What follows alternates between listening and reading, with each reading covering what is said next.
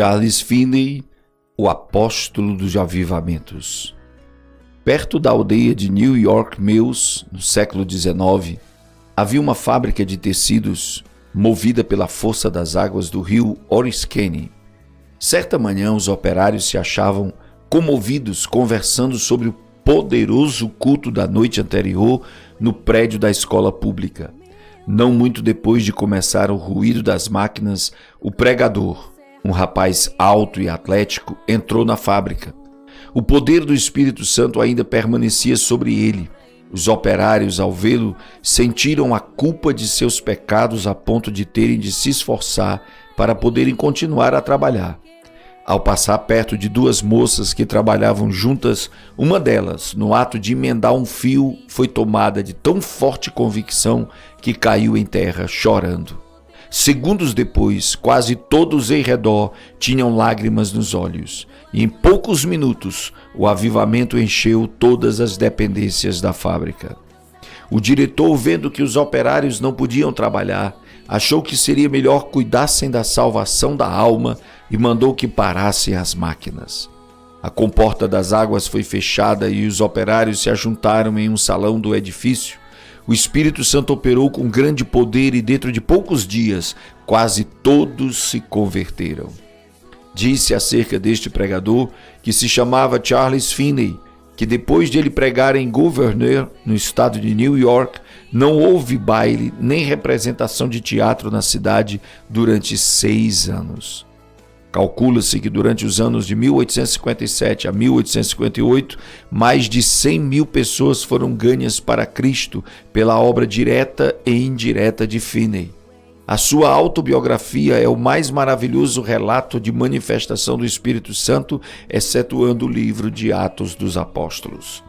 Alguns consideram seu livro, Teologia Sistemática, a maior obra sobre teologia, a não ser as Sagradas Escrituras. Como se explica o seu êxito tão destacado nos anais dos servos da Igreja de Cristo? Sem dúvida era, antes de tudo, o resultado da sua profunda conversão. Nasceu de uma família descrente e se criou em um lugar onde os membros da igreja conheciam apenas a formalidade fria dos cultos.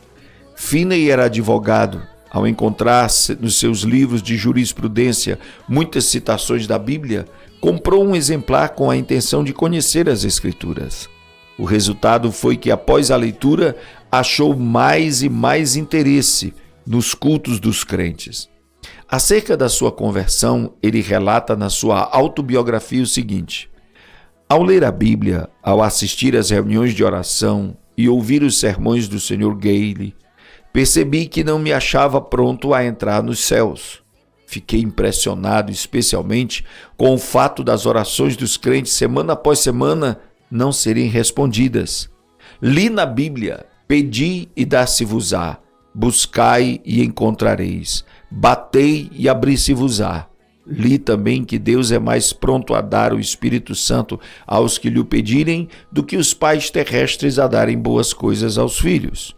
Ouvia os crentes pedirem o derramamento do Espírito Santo e confessarem depois que não o receberam. Exortavam uns aos outros a se despertarem para pedirem em oração o derramamento do Espírito Santo e afirmavam que assim haveria um avivamento com a conversão de pecadores. Mas ao ler mais a Bíblia, vi que as orações dos crentes não eram respondidas porque não tinham fé, isto é, não esperavam que Deus lhes daria o que pediam. Entretanto, com isso senti um alívio acerca da veracidade do Evangelho e fiquei convicto de que a Bíblia, apesar de tudo, é a verdadeira palavra de Deus. Foi num domingo de 1821 que assentei no coração resolver o problema sobre a salvação da minha alma e ter paz com Deus. Apesar das minhas grandes preocupações como advogado, resolvi seguir rigorosamente a determinação de ser salvo. Pela providência de Deus, não me achei muito ocupado, nem segunda, nem terça-feira, e consegui passar a maior parte do tempo lendo a Bíblia e orando. Mas ao encarar a situação resolutamente, achei-me sem coragem para orar, sem tapar o buraco da fechadura. Antes deixava a Bíblia aberta na mesa com os outros livros e não me envergonhava de lê-la diante do próximo. Mas então Se entrasse alguém, eu colocaria o livro aberto sobre a Bíblia para escondê-la. Durante a segunda e a terça-feira, a minha convicção aumentou, mas parecia que o coração se havia endurecido. Eu não podia chorar nem orar. Terça-feira à noite, senti-me muito nervoso e parecia-me estar perto da morte. Reconhecia que se eu morresse, por certo iria para o inferno. De manhã cedo, fui para o gabinete. Parecia que uma voz me perguntava: por que esperas? Não prometeste dar o coração a Deus? O que experimentas fazer? Alcançar a justificação pelas obras? Foi então que vi claramente, como qualquer vez depois, a realidade e a plenitude da propiciação de Cristo. Vi que sua obra era completa.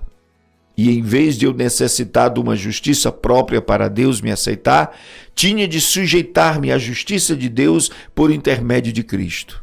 Sem o saber, fiquei imóvel, não sei por quanto tempo, no meio da rua, no lugar onde a voz de dentro se dirigiu a mim. Então me veio a pergunta: aceitá-lo-ás agora? Hoje? Repliquei: aceitá-lo-ei hoje, ou me esforçarei para isso até morrer. Em vez de ir ao gabinete, voltei para entrar na floresta, onde podia derramar a alma sem alguém me ver, nem me ouvir. Porém o meu orgulho continuava a se manifestar. Passei por cima de um alto e andei furtivamente atrás de uma cerca para que ninguém me visse e pensasse que ia orar. Penetrei dentro da mata cerca de meio quilômetro, onde achei um lugar mais escondido entre algumas árvores caídas. Ao entrar, disse a mim mesmo: entregarei o coração a Deus, ou então não sairei daqui. Mas ao tentar orar, o coração não queria. Pensara que uma vez sozinho, onde ninguém pudesse ouvir-me, podia orar livremente. Porém, ao experimentar fazê-lo, achei-me sem coisa alguma a dizer a Deus. Toda vez que tentava orar, parecia-me ouvir alguém chegando. Por fim, achei-me quase em desespero. O coração estava morto para com Deus e não queria orar. Então reprovei-me a mim mesmo por ter me comprometido a entregar o coração a Deus antes de sair da mata. Comecei a pensar que Deus já me tinha abandonado. Achei-me tomado de uma fraqueza demasiadamente grande para ficar de joelhos. Foi justamente nessa altura que pensei novamente que ouvi alguém se aproximando e abri os olhos para ver. Logo foi-me revelado que o orgulho do meu coração era a barreira entre mim e a minha salvação. Fui vencido pela convicção do grande pecado de eu envergonhar-me se alguém me encontrasse de joelhos perante Deus. E bradei em alta voz que não abandonaria o lugar, nem que todos os homens da terra e todos os demônios do inferno me cercassem. Gritei: ora, um vil pecador como eu, de joelhos perante o grande e santo Deus, e confessando-lhes os pecados, e me envergonho dele perante o próximo pecador também? Por que me encontro de joelhos para achar paz com o meu Deus ofendido? O pecado parecia-me horrendo, infinito. Fiquei quebrantado até o pó perante o Senhor. Nessa altura, a seguinte passagem me iluminou: então me invocareis, e ireis e orareis a mim, e eu vos ouvireis, e buscar-me-eis, e me achareis, quando me buscardes de todo o vosso coração. Continuei a orar e a receber promessas e apropriar-me delas, não sei por quanto tempo. Orei até que, sem saber como, achei-me voltando para a estrada. Lembro-me que disse a mim mesmo: se eu me converter, pregarei o Evangelho.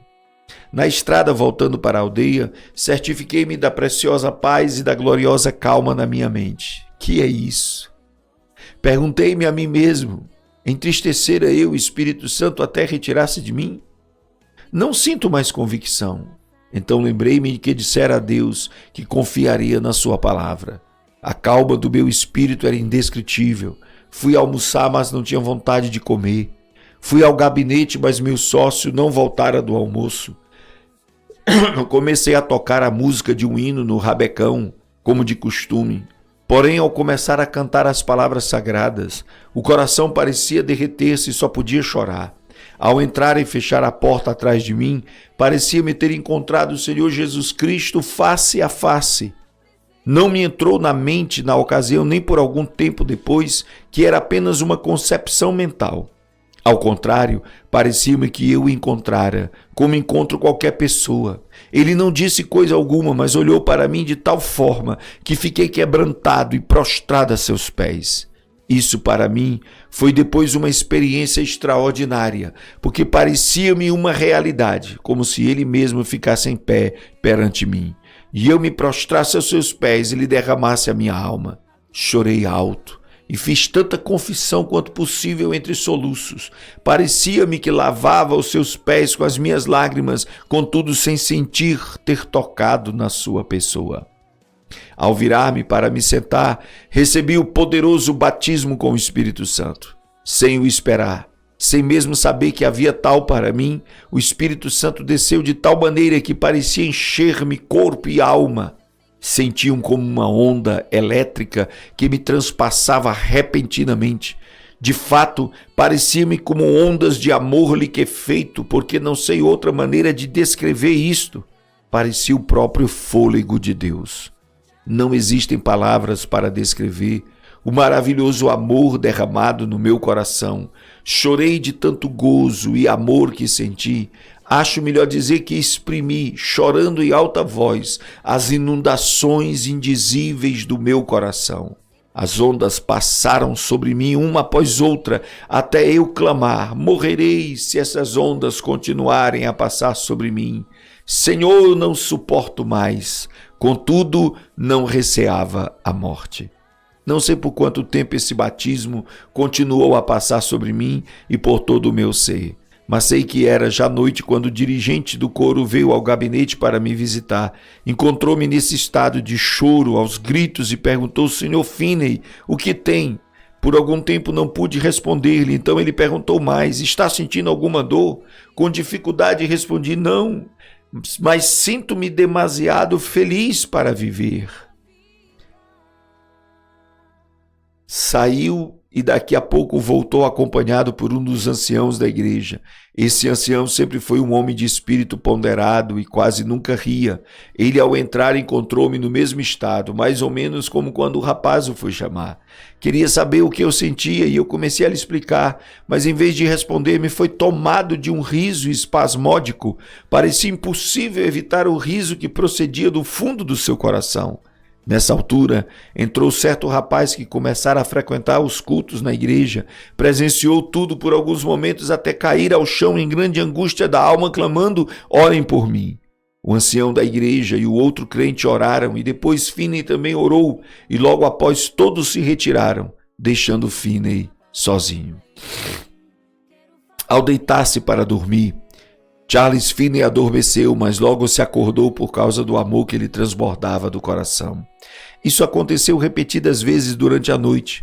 Sobre isso ele escreveu depois: quando me acordei de manhã, a luz do sol penetrava no quarto. Faltavam-me palavras para exprimir os meus sentimentos ao ver a luz do sol. No mesmo instante, o batismo do dia anterior voltou sobre mim. Ajoelhei-me ao lado da cama e chorei pelo gozo que sentia. Passei muito tempo sem poder fazer coisa alguma senão derramar a alma perante Deus. Durante o dia, o povo se ocupava em falar na conversão do advogado. Ao anoitecer, sem qualquer anúncio do culto, ajuntou-se uma multidão no templo. Quando Finney relatou o que Deus fizera na sua alma, muitos foram profundamente comovidos. Um sentiu-se tão convicto que voltou a casa sem o chapéu. Certo advogado afirmou: é claro que ele é sincero, mas que enlouqueceu é evidente. Finney falou e orou com grande liberdade. Realizavam-se cultos todas as noites por algum tempo, aos quais assistiam pessoas de todas as classes. Esse grande avivamento espalhou-se para muitos lugares em redor. Finney continuou: por 8 dias depois da sua conversão, o meu coração permanecia tão cheio que não sentia desejo de comer nem de dormir. Parecia-me que tinha um manjar para comer que o mundo não conhecia. Não sentia necessidade de alimentar-me nem de dormir.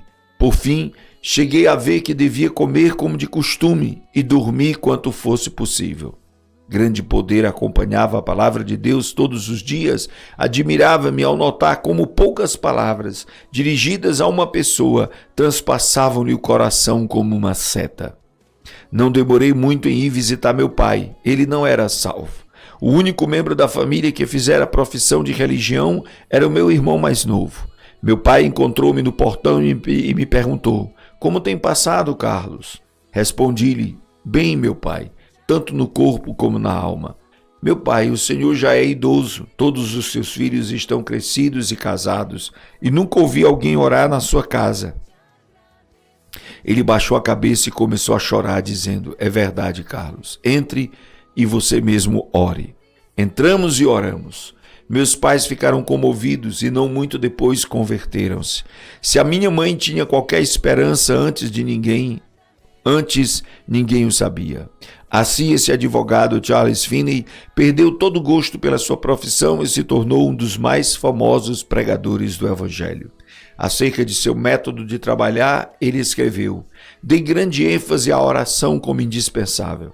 Se realmente queríamos um avivamento, esforçar-me por ensinar a propiciação de Jesus Cristo, sua divindade, sua missão divina, sua vida perfeita, sua morte vicária, sua ressurreição, a necessidade de arrependimento e de fé, a justificação pela fé e outras doutrinas que se tornavam vivas pelo poder do Espírito Santo." Os meios empregados eram simplesmente pregação, cultos de oração, muita oração em secreto, intensivo evangelismo pessoal e cultos para a instrução dos interessados. Eu tinha o costume de passar muito tempo orando. Acho que às vezes orava realmente sem cessar. Achei também grande proveito em observar frequentemente dias inteiros de jejum em secreto.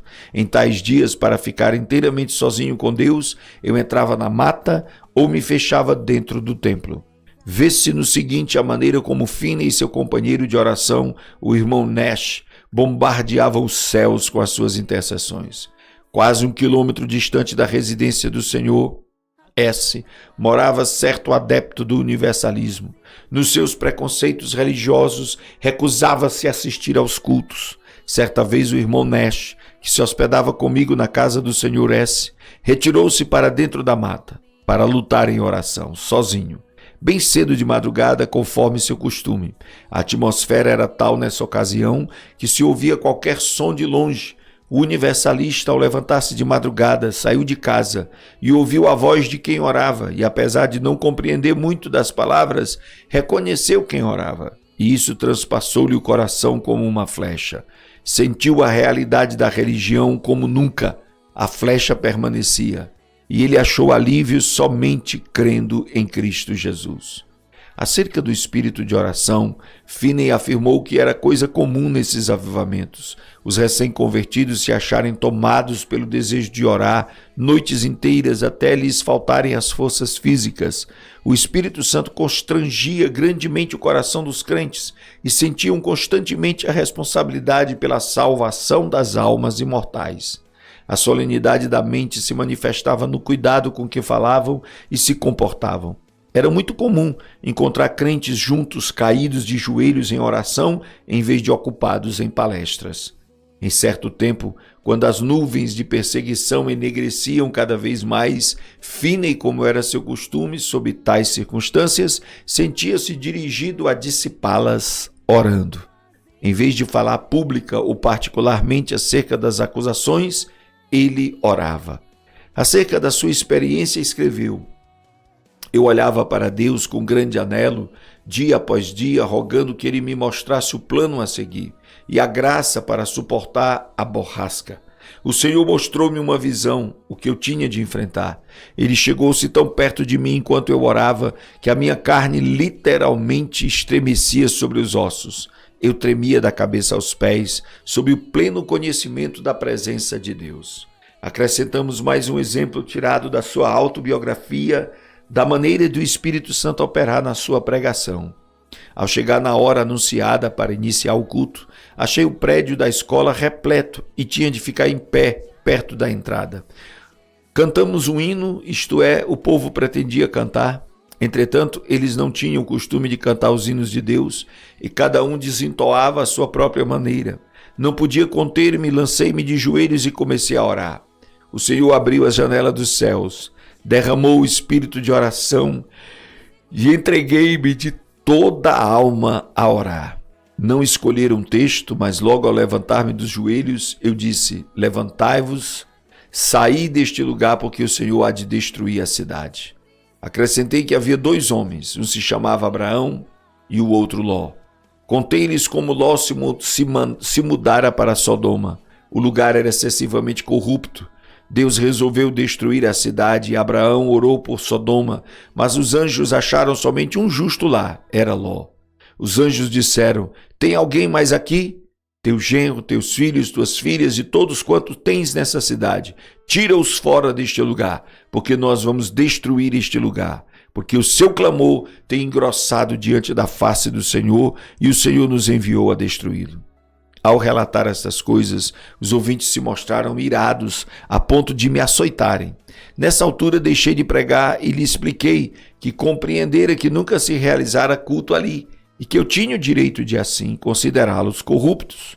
Salientei isso com mais e mais ênfase, com um coração cheio de amor até não poder mais conter-me. Depois de eu assim falar cerca de 15 minutos, parecia cair sobre os ouvintes uma tremenda solenidade e começaram a cair ao chão, clamando e pedindo misericórdia. Se eu tivesse tido uma espada em cada mão, não os poderia derrubar tão depressa como caíram. De fato, 2 minutos depois de os ouvirem e sentirem o choque do Espírito vir sobre eles, quase todos estavam ou caídos de joelhos ou prostrados no chão. Todos os que podiam falar de qualquer maneira oravam por si mesmos. Tive de deixar de pregar, porque os ouvintes não prestavam mais atenção. Vi o ancião que me convidara para pregar, sentado no meio do salão, olhando em redor estupefato. Gritei bem alto para ele ouvir. Apesar da balbúrdia, pedindo-lhe que orasse, caiu de joelhos e começou a orar, em voz retumbante, mas o povo não prestou atenção. Gritei: vós não estáis ainda no inferno. Quero dirigir-vos a Cristo. O coração transbordava de gozo ao presenciar tal cena. Quando pude dominar os meus sentimentos, virei-me para um rapaz que estava perto de mim, consegui atrair a sua atenção e preguei Cristo em voz bem alta ao seu ouvido. Logo ao olhar para a cruz de Cristo, ele acalmou-se por um pouco e então rompeu em oração pelos outros. Depois fiz o mesmo com o outro, depois com mais outro, e continuei assim tratando com eles até a hora do culto da noite na aldeia. Deixei o ancião que me convidara a pregar para continuar a obra com os que oravam. Ao voltar, havia tantos clamando a Deus que não podemos encerrar a reunião, que continuou o resto da noite. Ao amanhecer o dia, alguns ainda permaneciam com a alma ferida, não se podiam levantar, e para dar lugar às aulas foi necessário levá-los a uma residência, não muito distante. De tarde mandaram-me chamar, porque ainda não findara o culto. Só nessa ocasião cheguei a saber a razão do auditório agastar-se da mensagem. Aquele lugar cognominava-se, apelidava-se Sodoma, e havia somente um homem piedoso a quem o povo tratava de Ló, era o ancião que me convidara a pregar. Depois de já velho, Finney escreveu acerca do que o Senhor fez em Sodoma. Embora esse avivamento caísse tão repentinamente sobre eles, era tão empolgante que as conversões eram profundas e a obra permanente e genuína. Nunca ouvi falar em qualquer repercussão desfavorável. Não foi só na América do Norte que Finney viu o Espírito Santo cair e abater os ouvintes em terra. Na Inglaterra, durante os 9 meses de evangelização que Finney promoveu lá, multidões também se prostraram enquanto ele pregava. Em certa ocasião, mais de 2.000 de uma vez. Alguns pregadores confiam na instrução e ignoram a obra do Espírito Santo. Outros, com razão, rejeitam tal ministério infrutífero e sem graça, oram a Deus para o Espírito Santo tomar conta e alegram-se no grande progresso da obra de Deus. Mas ainda outros, como Finney, dedicam-se a buscar o poder do Espírito Santo sem desprezar a arma da instrução e veem resultados incrivelmente mais vastos. Durante os anos de 1851 a 1866, Finney foi diretor do colégio de Oberlin e ensinou a um total de 20.000 estudantes. Dava mais ênfase ao coração puro e ao batismo com o Espírito Santo do que à preparação do intelecto. De Oberlin saiu uma corrente contínua de alunos cheios do Espírito Santo. Assim, depois dos anos de uma campanha intensiva de evangelismo e no meio dos seus esforços no colégio, em 1857, Finney via cerca de 50.000 todas as semanas converterem-se a Deus. My Spirit, Jonathan Goforth. Os diários de New York às vezes quase não publicavam outras notícias senão do avivamento. Suas lições aos crentes sobre avivamento foram publicadas primeiro em um jornal e depois em um livro de 445 páginas e que se intitulava Discursos sobre Avivamentos. As primeiras 2 edições de 12.000 exemplares foram vendidas logo ao saírem do prelo. Outras edições foram impressas em vários idiomas. Uma só editora em Londres publicou 80.000. Entre outras obras da circulação mundial, contam-se as seguintes: sua autobiografia, discursos aos crentes e teologia sistemática. Os convertidos nos cultos de Finney eram pela graça constrangidos a andar de casa em casa para ganhar almas. Ele mesmo se esforçava para preparar o maior número de obreiros em Oberlin College, mas o desejo que ardia sempre em tudo era o de transmitir a todos o espírito de oração. Pregadores como Abel Carey e Father Nash viajavam com ele e enquanto ele pregava, eles continuavam prostrados em oração. Vejamos isso nas palavras de Finney: se eu não tivesse o espírito de oração, não alcançaria coisa alguma. Se por um dia ou por uma hora eu perdesse o espírito de graça e de súplica, não poderia pregar com poder e fruto, e nem ganhar almas pessoalmente. Para que alguém não julgue que a obra era superficial, citamos outro escritor. Descobriu-se por pesquisa empolgante que mais de 85 pessoas de cada 100 que se convertiam sob a pregação de Finney permaneciam fiéis a Deus, enquanto 75 pessoas de cada 100 das que professavam conversão nos cultos de algum dos maiores pregadores se desviavam. Parece que Finney tinha o poder de impressionar a consciência dos homens sobre a necessidade de um viver santo de tal maneira que produzia frutos mais permanentes. Deeper Experience of Famous Christians. Finney continuou a inspirar os estudantes de Oberlin College até a idade de 82 anos. Já no fim da vida, permanecia tão lúcido de mente como quando jovem, e sua vida nunca foi tão rica no fruto do Espírito e na beleza da sua santidade do que nesses últimos anos. No domingo, 16 de agosto de 1875, pregou seu último sermão, mas de noite não assistiu ao culto. Ao ouvir os crentes cantarem Jesus, Lover of my soul, let me to thy bosom fly, saiu até o portão na frente da casa e com estes que tanto amava foi a última vez que cantou na terra. Acordou-se à meia-noite sofrendo dores lancinantes no coração. Sofrera assim muitas vezes durante a sua vida, semeara as sementes do avivamento e as regara com lágrimas. Todas as vezes que recebeu o fogo da mão de Deus foi com sofrimento. Finalmente, antes de amanhecer o dia, dormiu na terra para acordar na glória nos céus. Faltava-lhe apenas 13 dias para completar 83 anos de vida aqui na terra. Você está